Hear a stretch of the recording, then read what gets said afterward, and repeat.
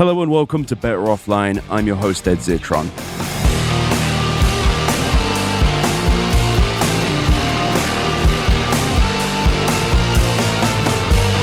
Better Offline. Not really going to dawdle too much on the intro today. I'm too excited about the interview you're about to hear.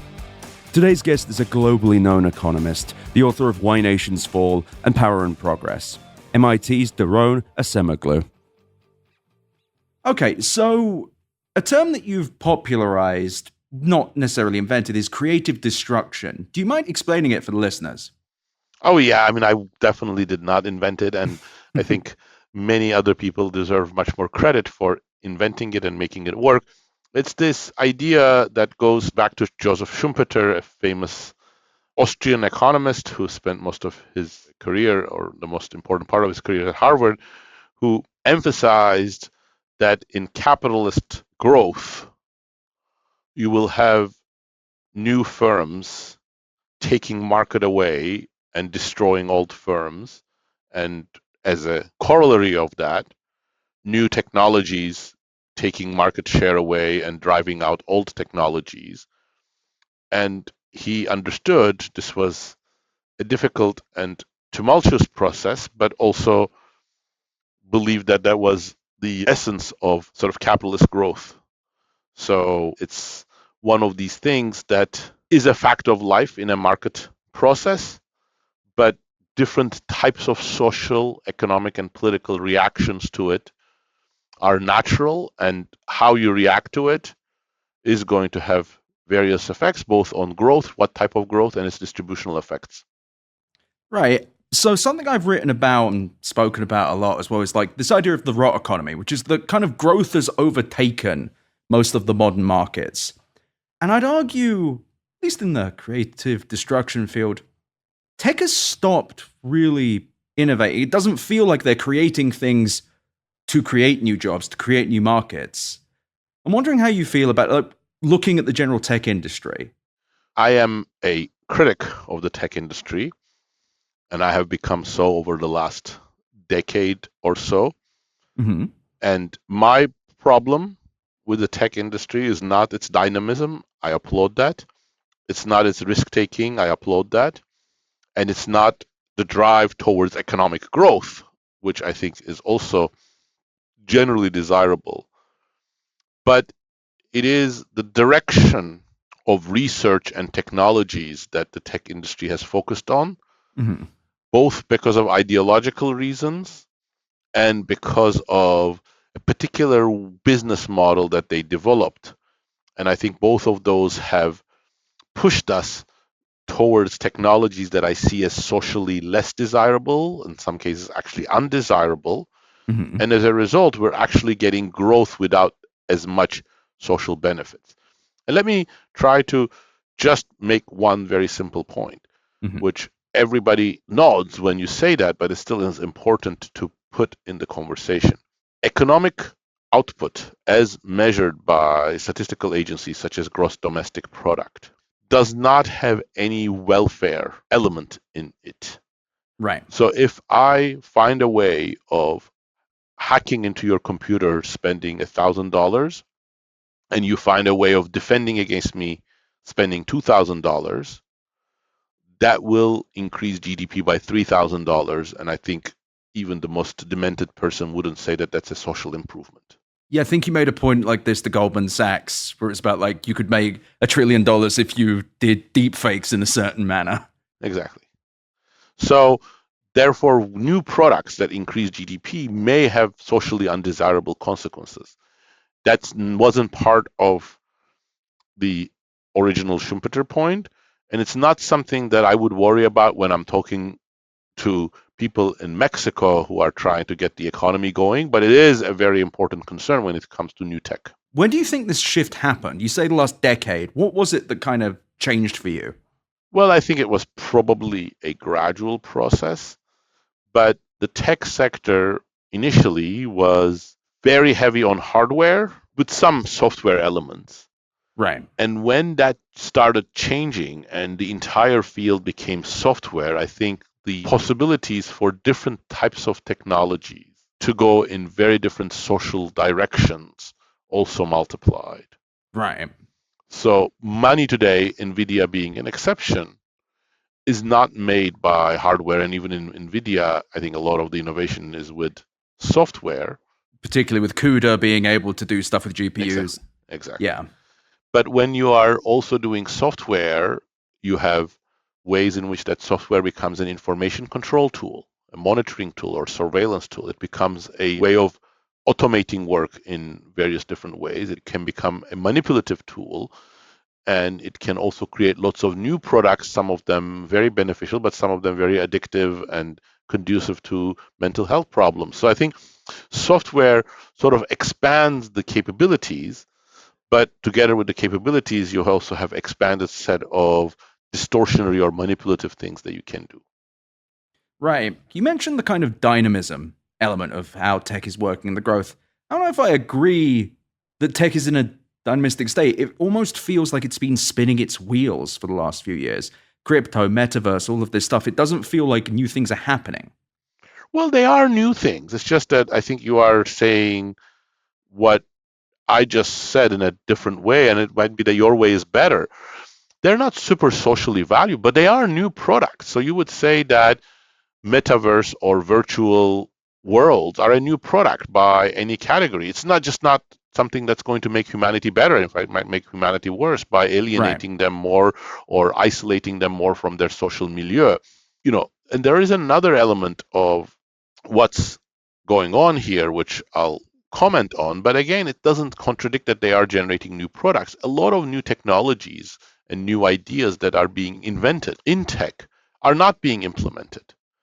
And part of the reason for that is the competitive environment. Google, Facebook, Microsoft, Amazon are all buying up, and Facebook are all buying up a lot of competitors and not even sometimes using their technology. So that's the consolidated structure. So the invention is there, but the invention is not translating into implementation. Now, don't get me wrong, some of that invention may also go in the wrong way. So a better version of TikTok may not be a great thing either, but there is that consolidated, concentrated market structure that is also changing what gets implemented. The thing I'll push back on is they're making new things, but it feels like the ones I mentioned, crypto, metaverse, and now generative AI, they're not producing actual products at the end. It's not so much that we couldn't live in a virtual world or that digital money wouldn't be useful, but it's more that the actual output from the companies is not translating into meaningful products. Well, again, this is a question of what we are measuring and whether what we're measuring is the right thing and whether it's really welfare relevant. But if I create a metaverse and you're willing to pay $1 million for it, that will increase GDP by $1 million. So that's a new service. Right. So a lot of things we consume today are services. It's not something produced like a t-shirt or a car. They are based on digital services.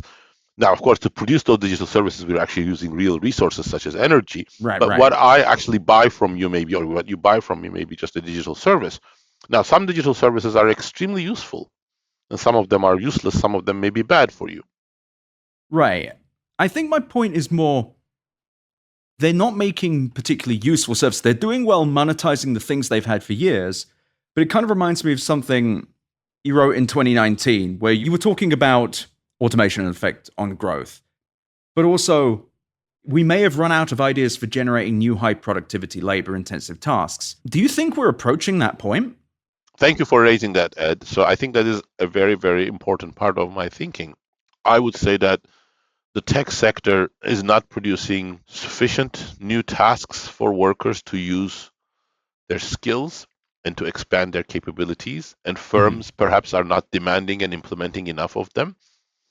But it is not, according to me, because we're running out of possibilities. It's just that we haven't focused on those. And that's where the ideology reference earlier on that I made comes in.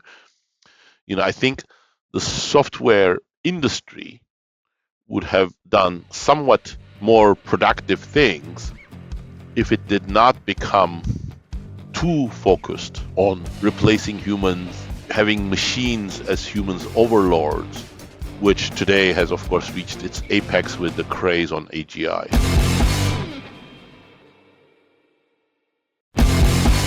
But here's the thing. I get that that might be what they're pushing toward, but generative AI isn't even automation at this point. A lot of what you've written about AI is correctly like the effects of if we automate these tasks, but it feels like they aren't even successful automating anything. Absolutely, 100%, Ed. Thank you for saying that.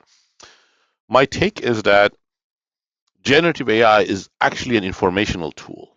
Right. So you should use generative AI as a way of generating, filtering, summarizing, finding, checking information. That's actually what it's good at. If you try to use it for other purposes, sometimes you can get away with it, but it won't be very good at that. So you can try to automate a lot of warehouse tasks today by using the current crop of robots. People don't do that because they are not good at it. If you did it, costs would go up, people would lose their jobs, delays would pile up, but you can do it. It's the same thing with generative AI. Even though it's not an automation tool, automation wouldn't be its best use, especially given the current unreliability. Even though there is something else that we could do better with it, I think many people are going to use it for automation because that's the vibe. That's what companies are being told. If you talk to business leaders today, everybody's asking them, financial journalists, their shareholders, and their friends, where are you with the AI investment? Right. So that's the hype. And then people are going to rush in to use AI, to implement AI, even when they don't know what to do with it. And automation will often appeal to them because it's like the easiest thing to do. It's the thing that they may have experience from other technologies. And it's the thing that some people are telling them that that's what they should do. There are companies, integrators, websites devoted to automation AI, even though it wouldn't be very good at it. I mean, again, you could automate some tasks. You could have more of your customer service done without people. Right. Even then, that feels like a stretch of what automation means, because sure, the customer service example, and I think you may have raised this point as well. How does it get better? How do you measure better in the case of customer service? But even then, it's automation only in so much as you can trust it. And it feels like these core issues of hallucination almost kill the concept of automation with generative AI. 100%. So here's a good use case for automation of customer service, which is you call your bank and you enter some password and they tell you your balance. That's perfect. You don't need a person there to tell you the balance. Right. Because the current technologies can faithfully take those numbers and communicate them to you after the right security steps. Yeah, and it's not a generative answer because it's a number in a database. It's not a generative answer. So now put generative AI in there, you're probably going to get lots of incorrect answers. Yes. There. But some companies might still do it. Which is, it just feels like a crazy time that you have companies shoving this through, almost like very much like a post-Jack Welch situation where... Yeah, it's exactly the Jack Welch mindset. Do you think a part of the problem is that the people running these companies aren't really technologists? I don't know. Look, I think this is another branch of my work, but US businesses are often led by people who have been trained into thinking that their only priority should be increasing short-term shareholder value. Right. And a very effective way of doing that is cut labor costs. Right. But that's not the right social objective. Mm-hmm. Even maximizing long-term shareholder value is not the right objective. But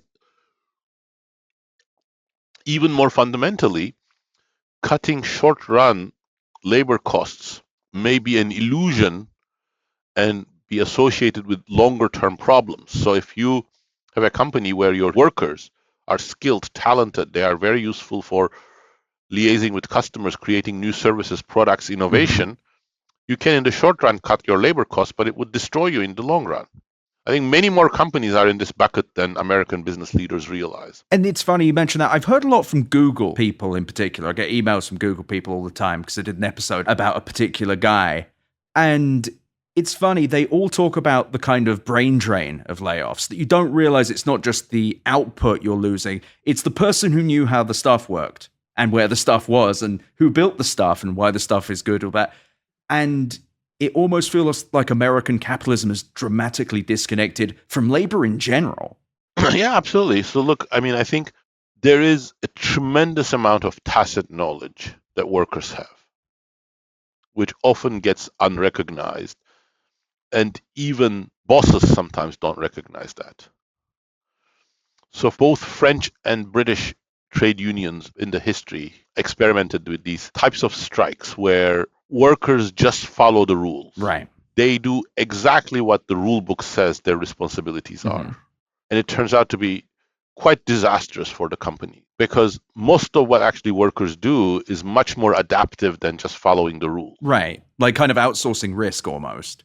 Yeah, it's just like, the rule book says, operate the machinery, but you know when to actually operate the machinery, not just operate the machinery. If I hear this sound. Yeah, exactly. Yeah. So that's the kind of tacit knowledge that people acquire via training, via experience, via their social network, talking to friends. And if we don't value that, we'll lose that, and it's going to be very difficult to replace it with what machines or information technologies do. Do you think we're in a bubble right now? Define a bubble. Actually, let me reframe the question. Do you think generative AI is a $1 trillion industry? Do you actually think it is the next hypergrowth market? Let me answer that question slightly indirectly. Sounds good. I believe that generative AI has the capacity to add $1 trillion or more over time if we use it correctly. Because as an information technology, it has great capabilities. We live in an age in which useful information is scarce. All sorts of junk you don't want is on the internet, but when you actually need to solve a problem, get better at what you're doing, get more background information, those things are very difficult to find. And generative AI could be a tool for providing that sort of information to all sorts of decision makers and workers, blue collar workers, office workers, and so on. But that's not the direction we're going, in which case I don't think it's going to add trillions of dollars of true value. But that also doesn't mean that generative AI companies are going to go bust. Right. Because they're going to be able to monetize this in other ways. So if generative AI enables you to take over the search market from Google, that's a huge amount of money. It may take over the search market from Google without providing much better service to consumers, but it might still be hugely profitable. If generative AI companies convince businesses to invest in generative AI, that's going to be very profitable for them, but not so good for the businesses that misimplement it. Right. So the thing is, and I understand why you're making these assumptions, but what if it doesn't get cheaper? Because right now, the thing that I've been on about with generative AI is, on top of not being super useful, it's so unprofitable. And every report seems to be suggesting it isn't making people money. Yeah. What if it stays where it is? Because in the last 18 months, GPT-4o is not significantly different. Yeah. What if they've stalled? What if this is all we've got? Yeah, my guess is that it will get somewhat cheaper because right now it's very costly to even answer queries. And with more GPU capacity, it will get somewhat cheaper. With better designs, it will get somewhat cheaper. But I do not believe that there is a scaling law in there. So many people in the industry believe in this mysterious scaling law, which is that you double the GPU capacity or compute capacity, you double the data, and you get twice the performance. Just an aberration of Moore's law by people who don't necessarily understand it. Yeah. But first of all, what does it mean to say double the data? Right. We're going to throw more Reddit at it? So even if there was such a scaling law, you would require high quality data, which we're not producing. It's run out. We're not paying for it. Yeah.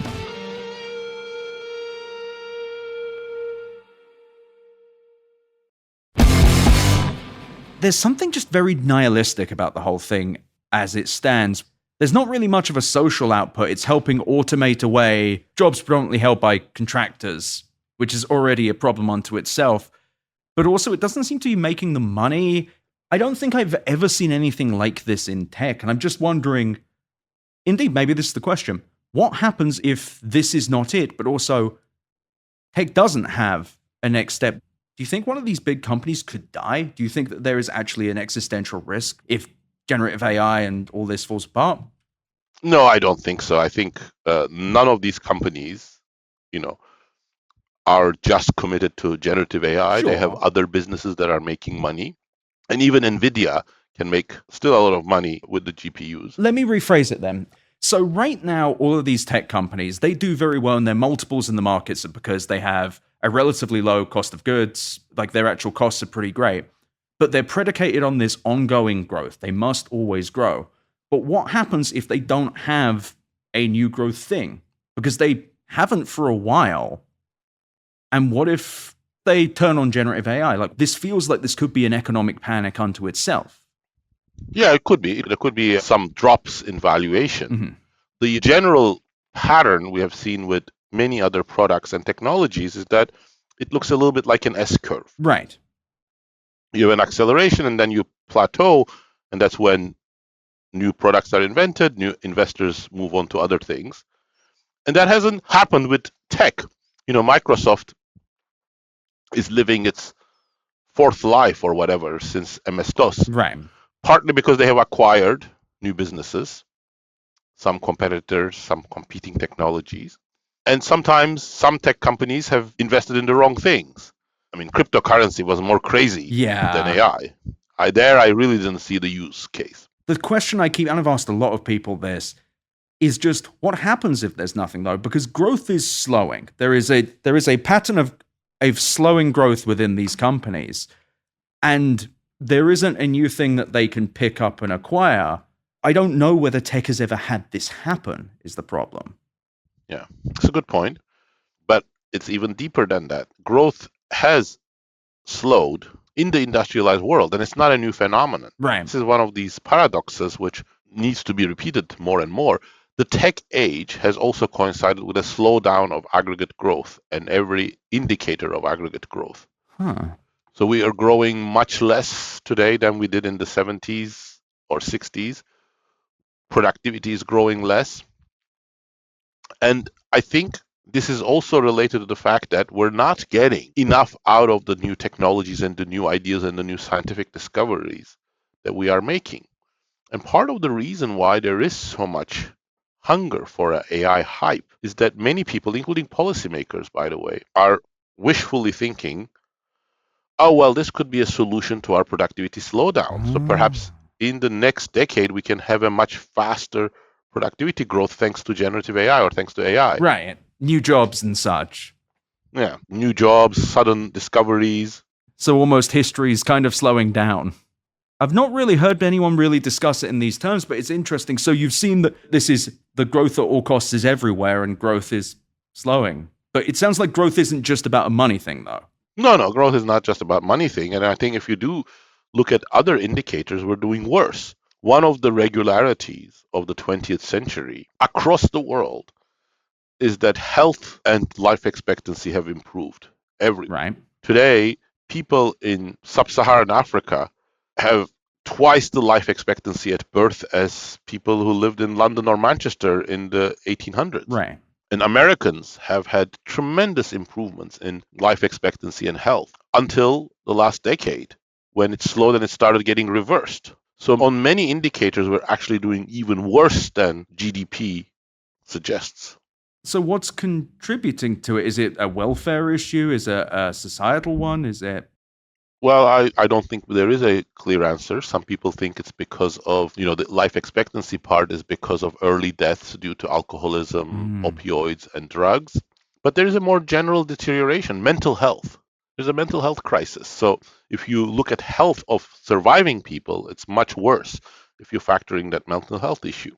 I wonder if it's also where tech falls into this as well as the exposure to social media. I've had this overall, which is one of my flimsier theories, that I don't think people should be thinking about politics as much as they do. Not saying people shouldn't be political, but just the immediacy of political discussion has been erosive to people's mental health. Well, I'll give you two factoids that might perhaps support your idea, although I'm not sure whether I completely agree with it. But one is that if you look at when the mental health crisis seems to start, it coincides with smartphones. So people accessing social media and other things on their smartphones 24 hours a day might have something to do with it.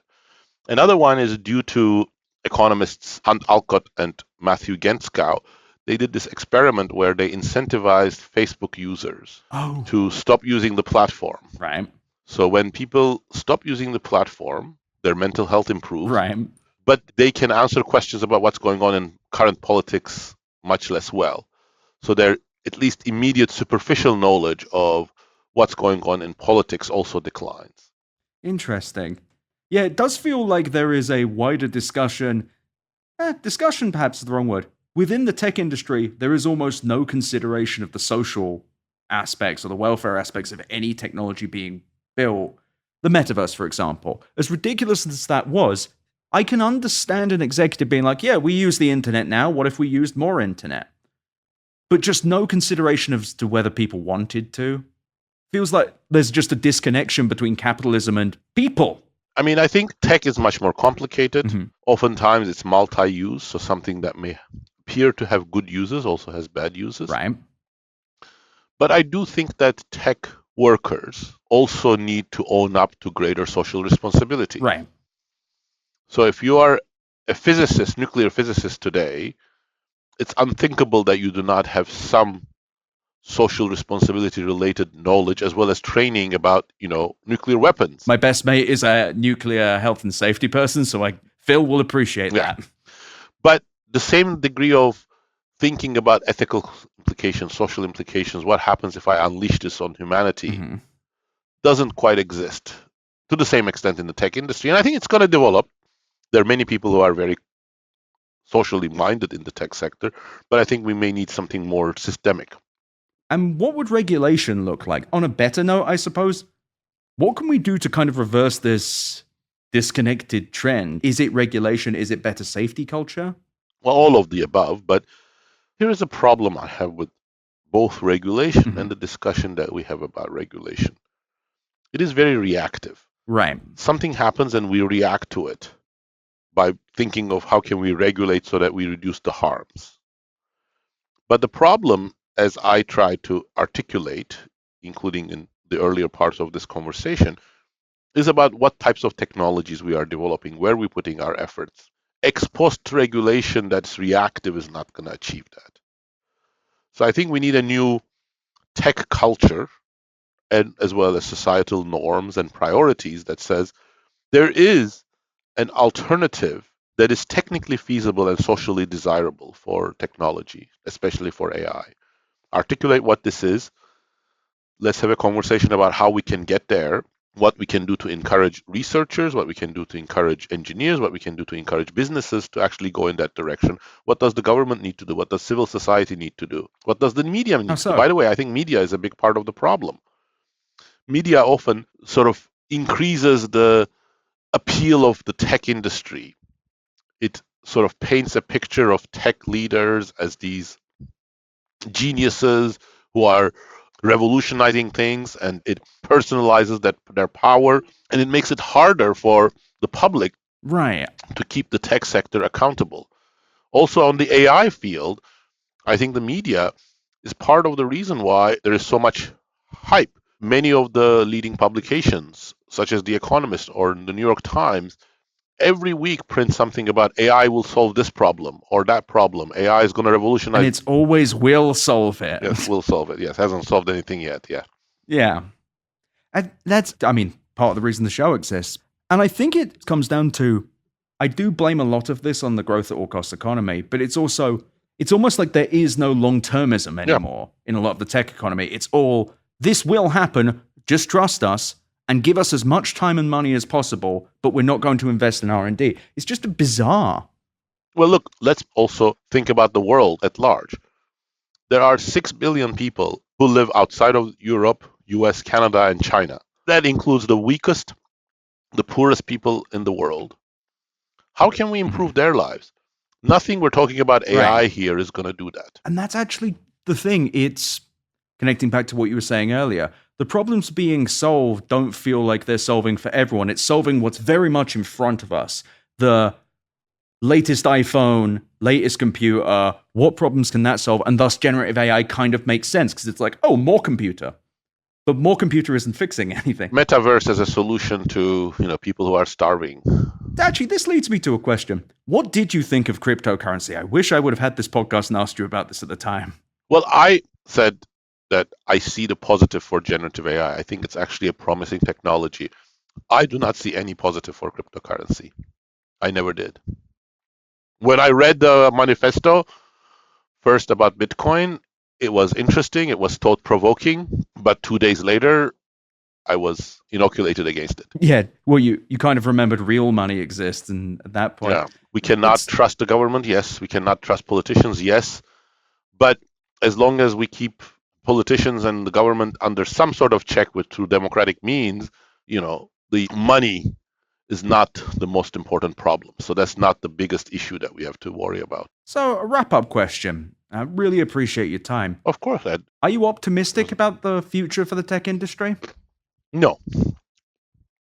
I am not a techno-optimist, and I'm not a market optimist, meaning that if I define optimism as things are going to work out, there is an arc of progress, I am not an optimist. I think we have serious problems with the tech industry. We have serious problems with the market process in the United States right now with social processes, but I'm hopeful. I believe that there is a direction in which we could use technology that would make things better, and there is a way in which we can introduce better regulation, better worker organizations, better training that would make the market system work better. But it's the hope that we could achieve that if we did the right things, but I don't think that we are heading there left to our own devices. So where does it head if we're heading in that direction? Oh, I prefer not to answer that question. That's a perfectly fine way to end it. Daron, thank you so much for joining me today. Thank you, Ed. This was really excellent conversation. I really enjoyed it, and I'm sorry that my voice was a bit of a downer. Oh, don't worry. The listeners have just be glad to hear someone else other than me talking. You've been listening to Better Offline. Thank you for listening, everyone.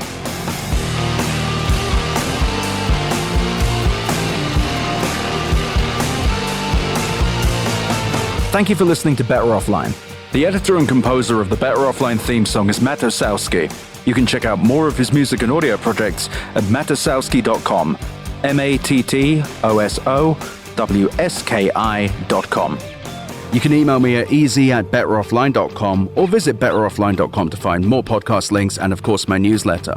I also really recommend you go to chat.wheresyouרד.at to visit the Discord and go to r/betteroffline to check out our Reddit. Thank you so much for listening. Better Offline is a production of Cool Zone Media. For more from Cool Zone Media, visit our website, coolzonemedia.com, or check us out on the iHeart Radio app, Apple Podcasts, or wherever you get your podcasts.